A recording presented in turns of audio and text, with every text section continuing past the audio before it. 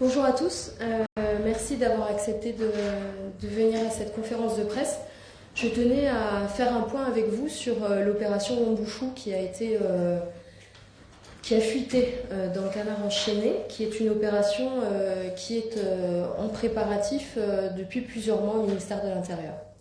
Donc je voulais vous en expliquer la genèse et ce pourquoi, si elle suscite beaucoup de controverses ici dans l'Hexagone avec la mobilisation des associations qui défendent les droits de l'homme, l'UNICEF et autres grandes instances, à Mayotte, cette opération répond à une demande de la population, une demande des élus, dont je fais partie, et une urgence au niveau sécuritaire, sanitaire et social qui est indéniable. Je pense que c'est important pour nous, élus de Mayotte, dont je me fais ici le porte-voix, mais qui s'expriment tous, qui ont communiqué à travers diverses initiatives pour faire comprendre la position de Mayotte face à une crise migratoire qui est hors du commun par rapport au pays, au reste du pays. Il faut comprendre qu'à Mayotte, au bas mot, la moitié de la population est étrangère, en grande partie comorienne, en majorité en situation irrégulière. Ces estimations ne prennent pas en compte les mineurs qui comptent pour plus de la moitié de la population à Mayotte. Pour vous donner le contexte de l'opération Wambushu, les élus de Mayotte sont venus au début du mois de septembre lors du dîner organisé par le président de la République le 7 septembre. Lors de ce dîner présidentiel, la question migratoire à Mayotte a été l'un des premiers sujets qui avait été abordé par le président de la République. Tous les élus présents, mahorais, nous avons tiré la sonnette d'alarme sur la crise migratoire qui n'est pas du tout récente, qui est très importante à Mayotte depuis plusieurs années. Nous avons alerté. Ensuite, une délégation d'élus mahorais, des maires principalement, sont venus à l'occasion du congrès des maires à Paris. Et vous vous souvenez certainement de l'appel à l'aide que j'avais lancé dans ce congrès des maires, qui avait eu beaucoup d'écho et qui avait permis à ce que les maires de Mayotte s'expriment sur les télévisions nationales, dans les médias, pour relayer la détresse dans laquelle nous étions.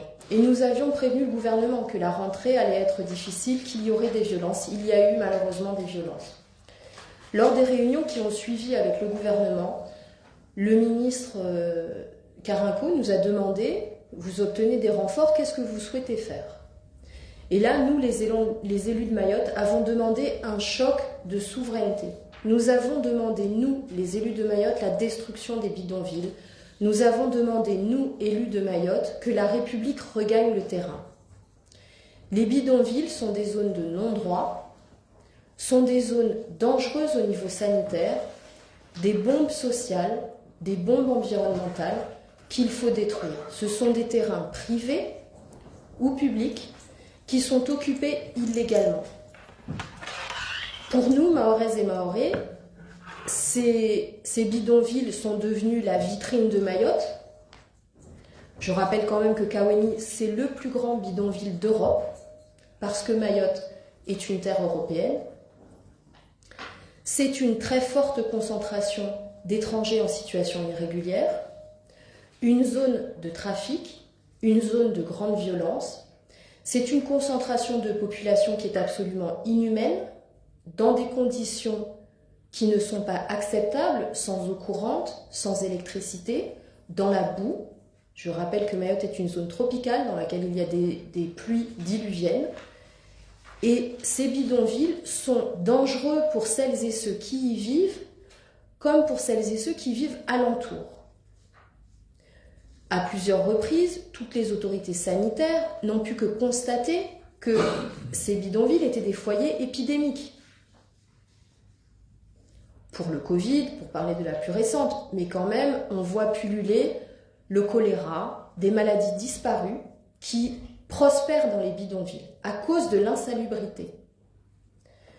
Donc pour nous, Mahoraises et Mahorais, quand on entend les associations de droits de l'homme qui ne trouvent rien à redire par rapport à la crise d'accès aux droits que connaissent les Français de Mayotte, parce que je rappelle que Mayotte c'est un désert sanitaire, je rappelle que Mayotte n'a pas d'eau en production suffisante, que nous connaissons 3 jours par semaine, enfin tous les jours que Dieu fait à Mayotte, il y a des coupures d'eau. Et que là, vous n'entendez pas la Ligue des droits de l'homme, vous n'entendez pas l'UNICEF, vous n'entendez pas toutes ces associations pour s'indigner de la situation dans laquelle sont par exemple nos élèves qui sont en rotation dans les écoles à Mayotte. Vous n'entendez pas ces gens-là se battre pour nos droits. Donc on prend très mal, mais très mal, la course à l'échalote de certaines associations qui ont décidé d'utiliser Mayotte pour régler leurs comptes avec le ministre Darmanin et le président Macron. Pour nous, on n'a aucune difficulté, on est absolument conscient des difficultés qu'il peut y avoir et des tribulations politiques qu'il peut y avoir au niveau national. Je suis députée de la première circonscription de Mayotte, élue de la nation. J'ai participé à la saisine au Conseil constitutionnel. J'ai voté la motion de censure. Donc je ne suis pas du tout sourde ni aveugle aux questions qu'il peut y avoir au niveau national. Mais on ne peut pas utiliser le département de Mayotte, qui connaît une crise migratoire hors norme, pour régler ces petits calculs politiciens avec le président Macron et le ministre Darmanin. Parce que la question de rétablir l'ordre républicain à Mayotte, sur des terrains qui appartiennent à des familles qui sont imposées sur ces terrains, pour ramener l'ordre républicain sur des terrains qui appartiennent aux collectivités locales qui en ont besoin pour construire des infrastructures publiques, décider de faire toutes sortes de communiqués pour dire que c'est beaucoup mieux de maintenir des bidonvilles, c'est marcher sur la tête. Et c'est une insulte à ce que nous subissons, nous Mahoraises et Mahorais, au quotidien. Parce que quand on voit la mobilisation de la CIMAD, du GISTI, des associations d'avocats, de l'UNICEF, qui n'en ont mais strictement rien à faire des droits des Mahoraises et des Mahorais français depuis 1841, et qui là, subitement, aux armes citoyens, allons défendre nos étrangers qui sont, je le rappelle, maintenus à Mayotte par un système dérogatoire qui fait que les problèmes migratoires de Mayotte restent à Mayotte, puisqu'il y a un visa particulier qui régularise les Comoriens à Mayotte et les empêche de circuler sur le reste du territoire national.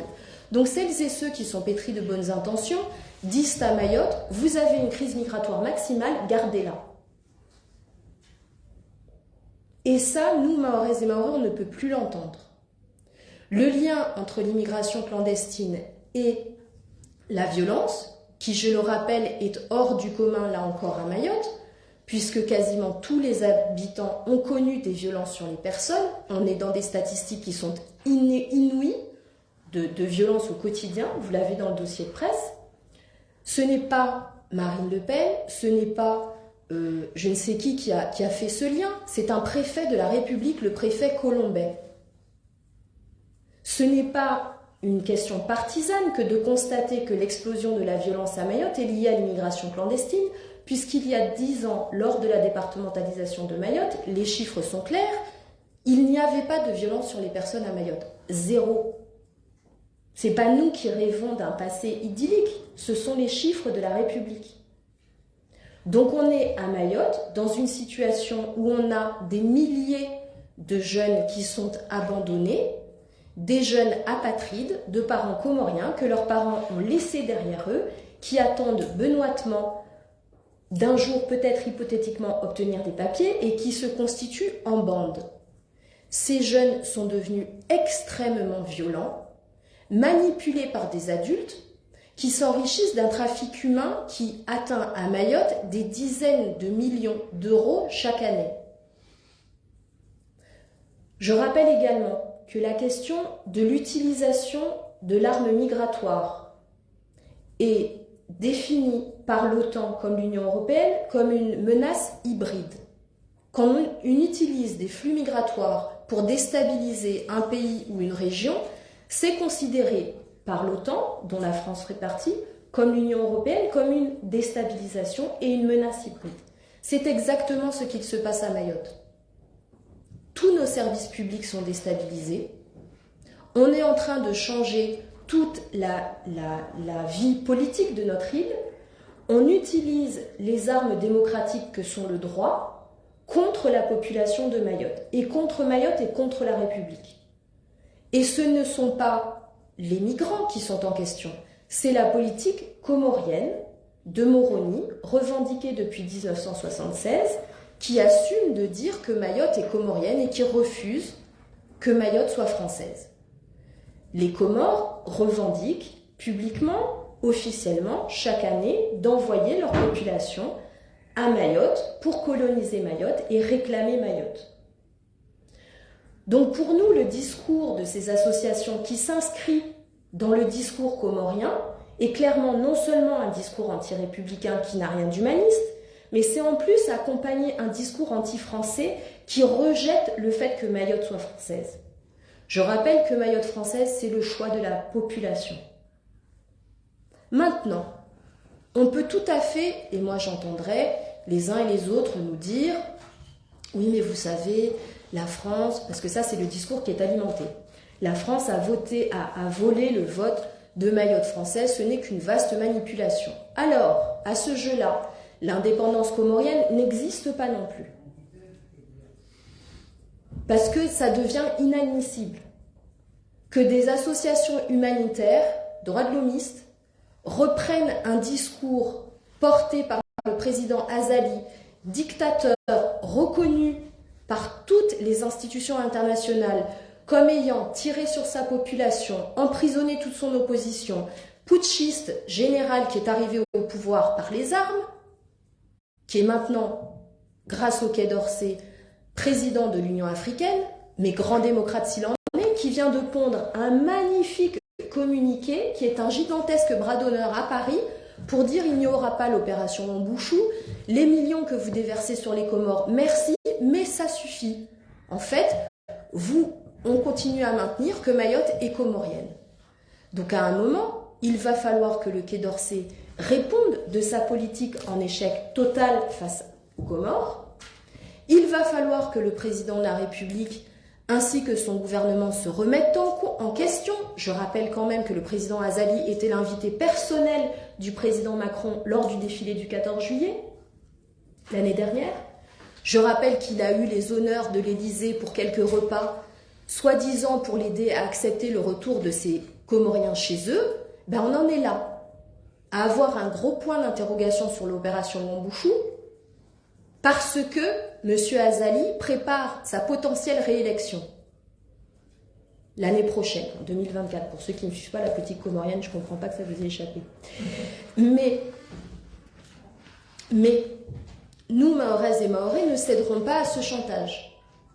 Il est hors de question que les centaines de forces de l'ordre, de membres de forces de l'ordre, qui sont mobilisés, qui sont déjà arrivés sur place à Mayotte, soit à Mayotte pour rien. Ça fait des semaines que Mayotte subit une campagne d'intimidation avec une augmentation des violences, avec des menaces en ligne, des communiqués, des appels à la violence lancés depuis les Comores. Et la population est prête à serrer les dents. On subira toutes les violences possibles et imaginables, mais il faut détruire ces bidonvilles. C'est une question de principe. Soit la République a capitulé à Mayotte, et là, il faut le dire officiellement, et que tout le monde fasse ses clics et ses claques, et qu'on donne les clés de Mayotte à Azali, soit on va au bout de ces déclarations, on va au bout du droit qui garantit la propriété, qui ne valide pas l'immigration clandestine, et on récupère ces zones de non-droit. Pour moi, c'est extrêmement important. Je vous ai transmis les communiqués qui ont été écrits par les collectifs citoyens. Vous avez les coordonnées de tous les élus de Mayotte. On pourra vous transmettre ceux des maires si vous en avez besoin, toutes celles et ceux que vous souhaitez interroger. Mais je souhaite que la presse à Paris comprenne que ce discours qui est porté par les associations est à front renversé avec ce que vit Mayotte. Ce sont des gens qui n'y ont jamais mis les pieds, qui utilisent notre territoire et notre tragédie sans avoir la moindre conscience des enjeux de ce qui se déroule à Mayotte. L'instrumentalisation des flux migratoires par Moroni est un fait avéré. Que ce ne soit pas pris au sérieux, ici, c'est déjà problématique. Mais d'entendre un discours qui reprend ça sous couvert d'humanisme, c'est abject. Parce que nos conditions de vie, à nous, Mahorais, c'est d'aller la peur au ventre à l'école quand vos enfants risquent d'avoir des cocktails Molotov balancés contre les bus scolaires. La semaine dernière, c'était une quarantaine de terroristes qui sont allés prendre d'assaut un lycée pour tenter de l'incendier avec les enfants, les parents et les enseignants dedans. Effectivement, vous n'avez pas entendu le ministre Pape Ndiaye s'inquiéter de ses élèves ou de ses enseignants, mais en fait, ça le regarde. Indifférence absolue ici. Mais nous, à Mayotte, on ne peut plus continuer comme ça. Le conseil départemental a quand même clairement dit qu'il ne financerait plus la protection maternelle et infantile, qui dépend de lui, qui dépend du conseil départemental de Mayotte, et qui soigne gratuitement 95% d'étrangers en situation irrégulière dans les PMI à Mayotte. Donc l'argument de dire le problème de Mayotte, c'est sa démographie, ce n'est pas la démographie mahoraise, c'est la démographie comorienne qui vient à Mayotte. Alors effectivement, le sujet pour Mayotte, c'est l'incohérence de la politique migratoire du pays. Le problème de Mayotte, c'est l'incapacité à prendre les mesures adéquates, tant au niveau de la loi de programmation militaire sur attribuer un bâtiment de la Marine nationale pour protéger notre frontière, sur avoir des gardes-côtes, par exemple, ce qui semble quand même la base. Moi, je veux bien entendre, oui, est-ce que c'est bien utile? Mais enfin, déjà, il faudrait le faire avant de dire ça ne peut pas marcher. Parce qu'en fait, à Mayotte, vous avez quelques intercepteurs, beaucoup de policiers et de gendarmes qui se tuent à la tâche, et puis un minuscule tribunal qui relâche tout ce qu'il peut. Une petite prison dont on n'arrête pas de nous promettre un deuxième centre de rétention, puis il n'y a rien. Des services pour les mineurs dans une île où la moitié de la population a moins de 20 ans qui sont indigents. Et ensuite, on nous dit, on vient nous donner quelques leçons ici de l'Hexagone, du confort de ces communiqués, avec toute la puissance que ça peut avoir de la bonne conscience, pour nous expliquer qu'on ne fait pas assez. J'ai hâte que vous m'expliquiez quel autre territoire national, ici dans l'Hexagone, accepterait 50% de sa population étrangère. J'aimerais que l'on m'explique quel territoire de l'Hexagone, quand on parle d'acceptabilité, serait dans une situation avec 74% de la population en situation de grande pauvreté. C'est une détresse qui est inédite. Et nous ne pouvons pas entendre, nous, Mahoraises et Mahorais, la pauvreté justifie la violence. Mayotte a toujours été pauvre. Mayotte n'a jamais connu cette violence.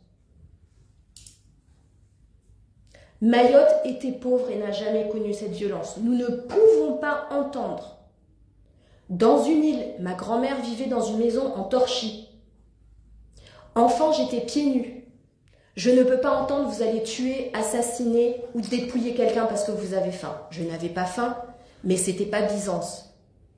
Mayotte n'était pas riche et Mayotte n'a jamais commis ça. Donc le discours qu'on entend ici, de dire les pauvres petits, non, nous on parle de barbares. Quand vous avez 10 ans, 15 ans, que vous laissez des bouts de corps humains sur la route, c'est pas parce qu'on est noir qu'on se découpe tous à la machette, hein. Non, mais parce que l'idée là que les bons sauvages en seraient habitués à cette violence, non. C'est traumatique. C'est un truc que nous, à Mayotte, on ne peut plus supporter. Nos enfants s'en vont. On prend nos économies pour protéger nos enfants et s'installer à La Réunion et dans l'Hexagone. Donc quand on dit qu'on demande que cette opération de destruction de bidonvilles, dans ces bidonvilles se cachent les chefs de bande, dans lequel se nichent tous les trafics, on le demande pour le retour du droit. Si c'est un combat politique de se dire que le droit qui est là pour nous protéger, qui protège le plus faible et le plus vulnérable à Mayotte, c'est le Mahorais. Il ne faut pas se tromper de combat. Et moi, j'assume absolument de dire que pour Mayotte, on a besoin du droit. On n'est pas nombreux, on n'aura jamais raison politiquement ici.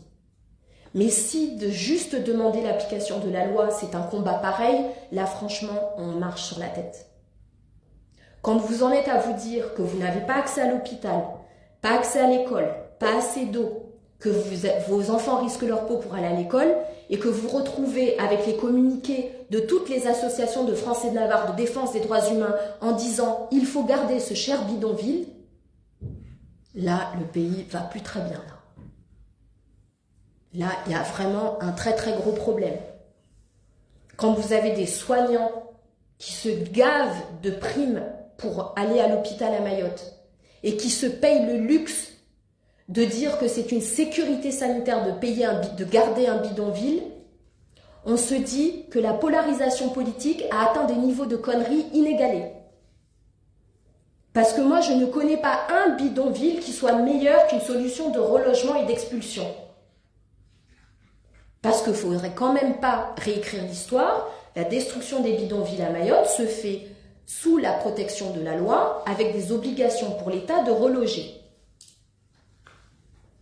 Et sauf erreur, sauf contradiction par le syndicat de la magistrature qui est en train de décider que la politique migratoire se décide dans les tribunaux et pas par la loi, que moi, législateur, j'ai validé, qui est l'expression de la volonté de la nation, en fait, quand on est en situation irrégulière, on est expulsé.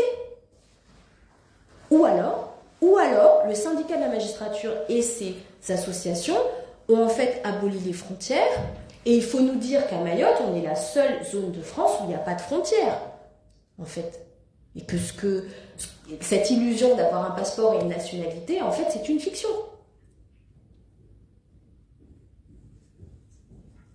Donc, je souhaitais qu'on soit clair là-dessus, parce qu'on entend monter cette petite musique dans les médias nationaux, qui pour nous est complètement alarmante.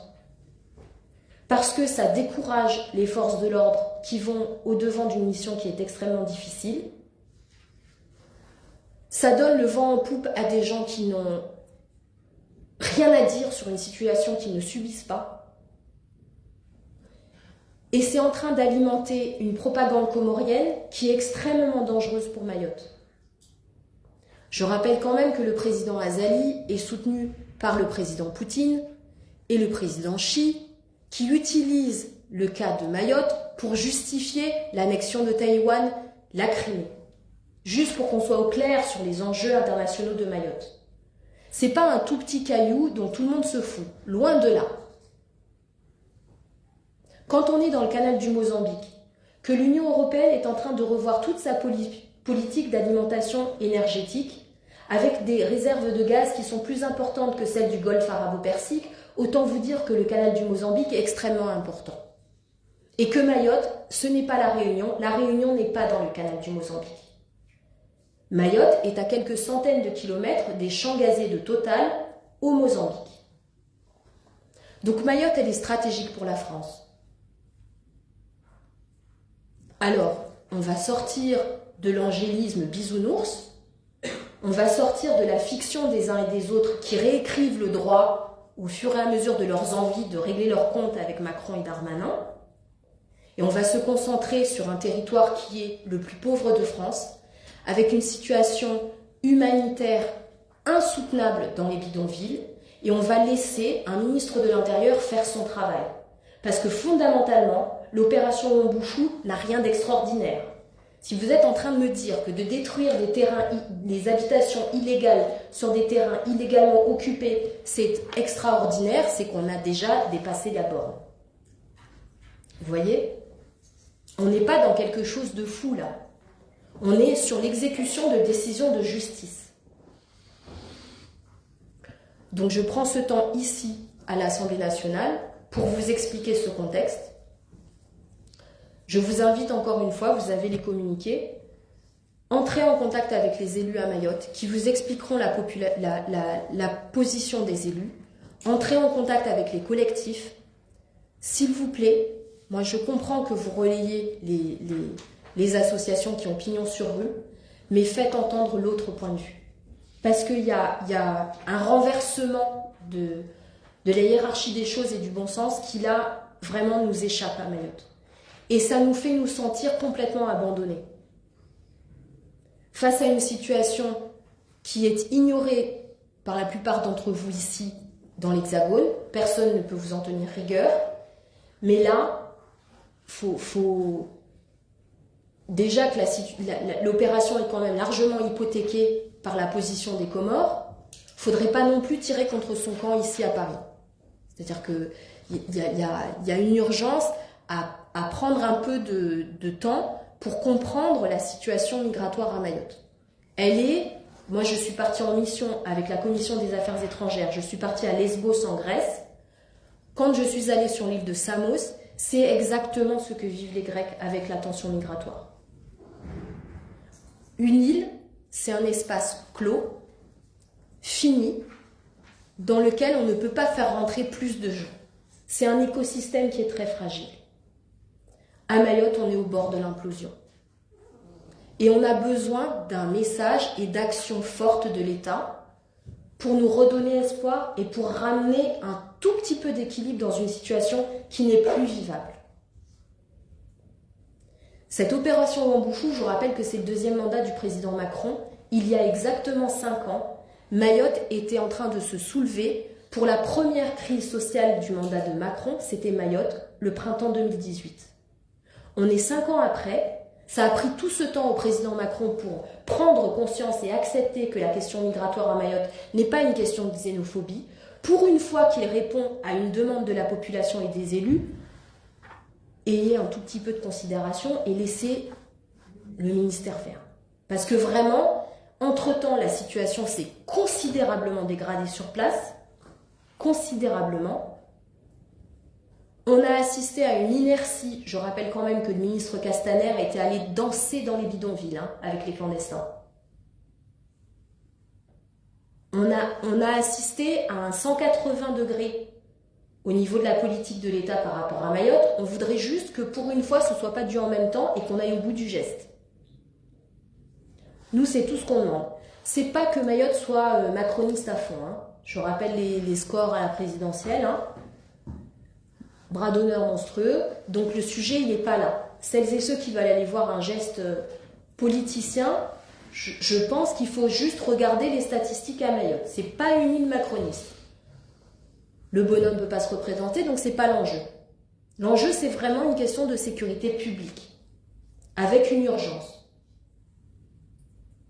Nous, on assiste depuis quelques mois à une multiplication des procès sur les trafics des personnes. On parle de dizaines de millions d'euros. À environ entre 300 et 400 euros le passage. D'accord ? Pour mémoire, à Mayotte, on est à environ 25 à 30 000 arrivées par an. Voilà. Je vous laisse méditer sur l'importance du trafic humain et de ce que ça génère comme chiffre d'affaires pour Mayotte. Sur le dos de Mayotte. Donc les intérêts mafieux sont en train de s'installer à Mayotte. On est dans une situation où l'économie réelle est moins importante que l'économie liée à la clandestinité. On est face à une telle défiance face à l'inertie de l'État qu'on va chercher des solutions parallèles. Et on est face à une situation internationale extrêmement fragile pour la France, où le discours porté par les Comores anticolonialistes, qui remet en cause Mayotte française, qui alimente la haine du blanc, est en train de se propager. Pour nous, Mayotte, c'est impératif de comprendre la gravité de la situation. Et que quand l'État se décide à agir, et pourtant c'est pas colossal, c'est pas à la hauteur des besoins, c'est juste un début, faudrait peut-être pas arrêter l'effort arrêter le geste aussitôt. Je peux répondre à vos questions, sinon je peux parler très longtemps.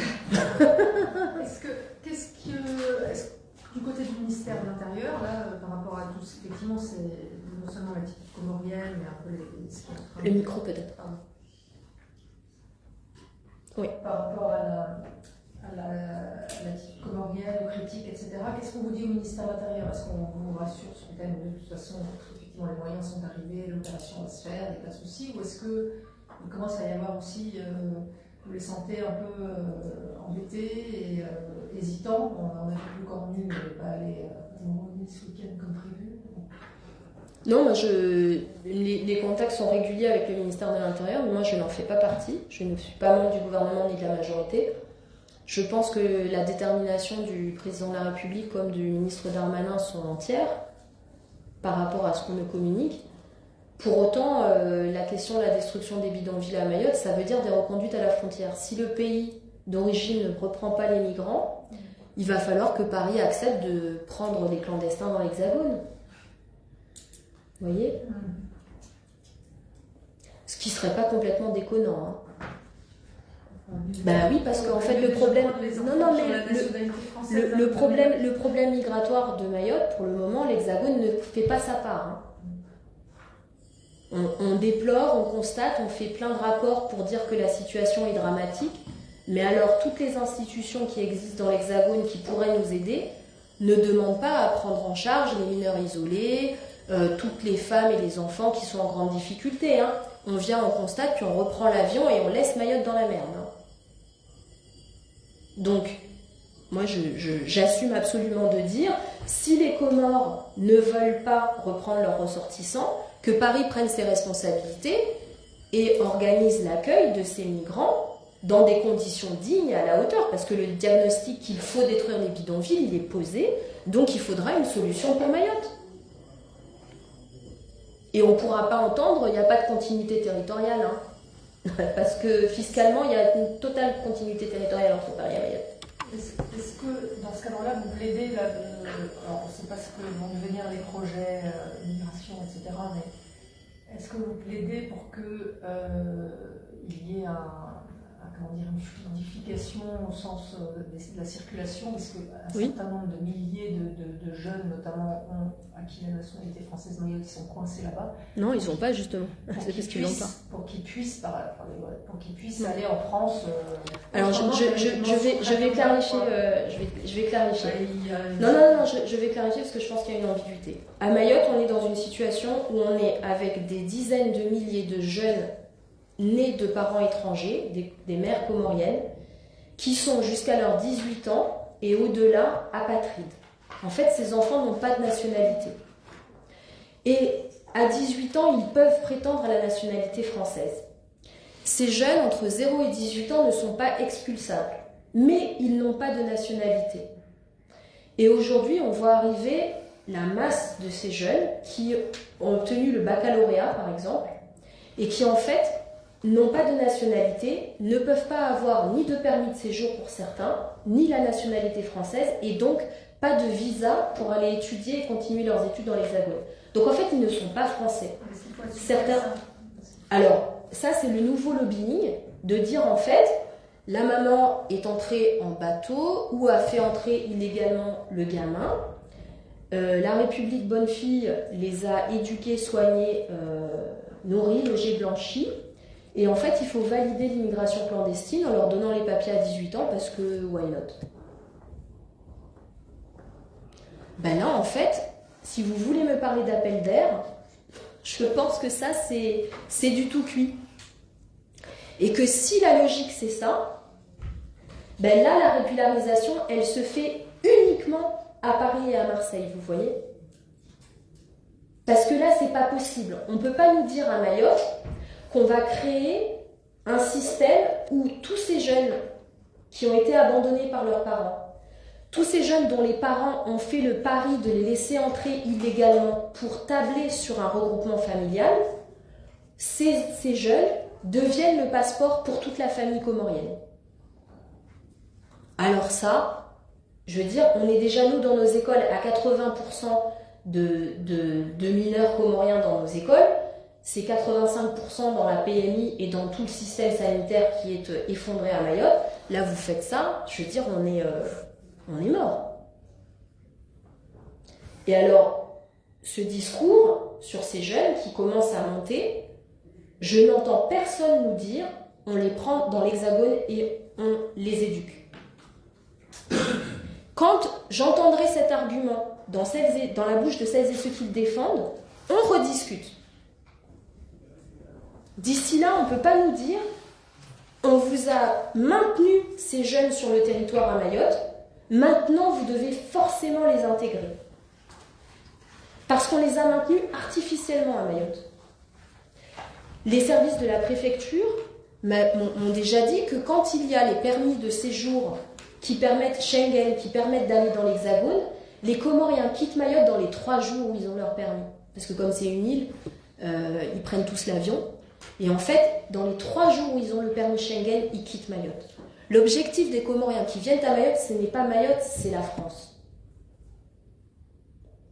Donc de nous imposer une cohabitation dans un pays où on entend le consentement à tuer à toi, alors que Mayotte a dit non 1 milliard de fois, qu'on n'était pas comorien, qu'on ne veut pas devenir comorien, qu'on est français, point, on ne consent pas à cette cohabitation avec les Comoriens. Et on ne va pas nous l'imposer avec des régularisations massives qui ne concernent que Mayotte. C'est trop facile. D'autres questions ? Non, mais est-ce qu'on pourrait faire une interview? Juste une question sur l'opération. Ça concerne combien de personnes? Alors, combien de personnes oui, alors je ne sais pas pour les reconduites. L'opération en Bouchou, normalement, doit détruire plus d'1 millier de taudis, de cahutes, des bidonvilles. Donc, c'est environ 5000 personnes qui seraient concernées. Les moyens sont déjà sur place? Oui, les 3/4 des moyens sont déjà arrivés sur place. Ça veut dire, en fait, la destruction des habitations illégales, les expulsions pour les personnes qui sont en situation irrégulière et le relogement temporaire tel que le prévoit la loi pour celles et ceux qui ont répondu en fait aux questionnaires d'enquête sociale qui ont déjà eu lieu et qui sont toujours en cours. Et en fait, chaque expulsion va faire l'objet d'une contestation au tribunal, évidemment. Donc vous avez le GISTI et consorts qui a déjà organisé une armada d'avocats, ils sont environ une 30aine, qui sont mobilisés et spécialisés sur le droit dérogatoire des étrangers à Mayotte. Et ils sont déjà arrivés sur place. Donc en fait, il faut comprendre que quand je parle de régler ses comptes avec le président Macron et avec Darmanin, Mayotte est depuis plusieurs années le théâtre d'une guerre avancée sur le droit des étrangers au niveau national. C'est-à-dire que la masse de dossiers au tribunal administratif, c'est 95% des dossiers du tribunal administratif de Mayotte concernent le droit des étrangers. C'est porté par ces associations qui, dans la masse, trouvent de quoi créer de la jurisprudence qui sera applicable pour le reste du pays. Donc là, sur cette opération, il y a évidemment un marquage politique très fort, qui n'est pas sourd ni aveugle, mais la mobilisation des forces de l'ordre rencontre déjà, donc, du ministère de l'Intérieur, rencontre les résistances du ministère de la Justice, du syndicat de la magistrature. Le président du tribunal administratif a déjà fait savoir qu'il ne voulait pas mobiliser plus d'efforts pour le tribunal qui allait être fortement sollicité. La prison Magicavo est déjà en saturation, puisque cette opération vise aussi à récupérer les chefs de gang qui se cachent dans les bidonvilles. Donc c'est une opération de lutte contre l'habitat insalubre, mais c'est aussi une question de sécurité publique. On peut penser, selon les destructions d'habitats clandestins précédentes, qu'on est environ entre 70 et 80% de clandestins dans les bidonvilles. Après, on va rentrer dans la petite finesse du détail de savoir que les parents sont clandestins, mais comme le gamin est potentiellement français, même s'il a 3 ans, dans 15 ans il est français, la famille n'est pas expulsable. Et là, bienvenue chez Kafka. Mais ça, c'est le cœur du non-dit et du sujet à Mayotte qu'a soulevé Madame Guibert, c'est-à-dire ces enfants ne sont pas de nationalité française, ne sont pas de nationalité comorienne parce qu'en fait les parents n'ont jamais fait les papiers, sont dans un espèce de non-droit, mais non expulsable et utilisés comme bouclier par leurs parents. Ou comme disent les Américains, ce sont des bébés encre. Quand les Américains parlent des Dreamers, c'est exactement ça, c'est Anchor Baby. Vous utilisez un enfant qui a l'accès à la nationalité américaine, qui rend toute sa famille non expulsable. On est à Mayotte dans une situation semblable. Alors, loin de moi de savoir quel sera l'avenir d'une discussion asile et immigration à Paris. Là, vraiment, nous, pour le coup, comme de toute façon sur la loi asile et immigration, Mayotte n'était pas concernée, on était sur ordonnance, puisque la question du droit à Mayotte est réglée par des étrangers. Et vous avez évoqué des opérations, il y a déjà eu par le passé des opérations similaires? Pas d'une telle ampleur, mais tous les 2-3 mois, la préfecture détruit des petits quartiers informels, c'est quelques dizaines de... Juste pour qu'on donne une idée de l'ampleur du problème, là on parle de 1000 constructions informelles. À Mayotte, on est à 15 000 au bas mot, 15 000 habitations irrégulières. Hein. Donc c'est 1/15 et vous voyez le brouhaha que ça fait. Pour nous, c'est l'ombre du début du problème. Hein. Mais ça enverrait un signal beaucoup plus fort que d'entendre les communiqués de la préfecture qui, quand ils ont détruit 10 pauvres maisons en tôle, nous crient victoire et nous font des communiqués à la une du journal. Voilà, ça c'est en deçà de la gravité du problème. Je vous laisse y aller, il est 15h effectivement. Merci beaucoup. Merci à vous.